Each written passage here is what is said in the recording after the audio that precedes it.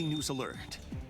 And that breaking news from the Vatican. This is a live look right now as millions of Catholics wake up to word Pope Francis has passed away. That announcement came in overnight. All right, we have team coverage following this story for you this morning. John Gonzalez is live with more on the Pope's passing, and John Rogers is at our alert desk to talk about what comes next. John, let's start with you. Yeah, as we look live here at St. Peter's Basilica, millions around the world are in mourning, and they will soon turn their eyes to this powerful landmark for a ceremony whose origins span centuries. Pope Francis, he died at 7:35 this morning at the Vatican. That's 1:35 Eastern time. And right now, we're in what's called the papal interregnum period. That's between the death of a pope and the election of another. According to tradition, there must be 9 days of mourning.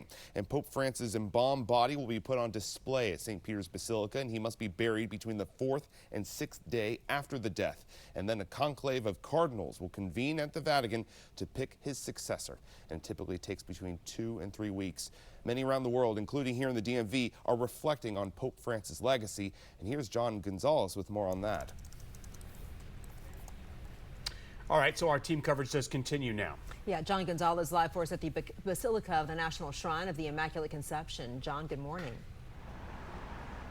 Good morning, Adriana. You know, I had the tremendous honor and blessing to cover Pope Francis when he visited Washington back in 2015, nearly 10 years ago.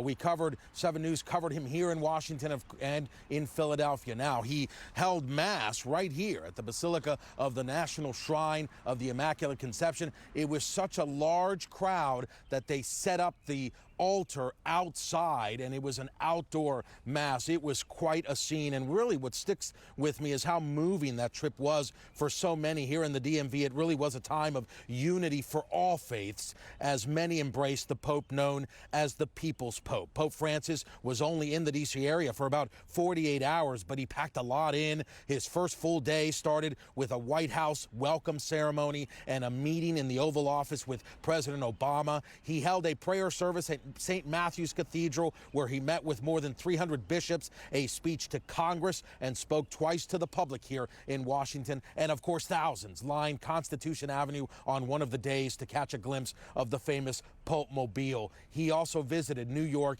and Philadelphia during that trip, only becoming the 3rd Pope to visit the White House in the history of the Church. Now, during his joint meeting of Congress, a much less frail Pope then spoke for close to an hour, touching on sensitive issues facing America, including abortion rights and immigration. 25,000 people gathered for that Mass here at the Basilica. Now, just weeks ago, I spoke with Monsignor Ronald Jameson at St. Matthew's. He told me that he will always remember that very special visit and what this Pope meant for the Church, not just here in Washington, but of course around the world. And that 6-day trip to the United States will always be such a special memory and time for the Monsignor. Newly appointed Archbishop Robert McElroy and Cardinal Wilton Gregory will now begin their travel plans to head to the Vatican from Washington, where that conclave will begin in the coming days to pick the Church's next Pope.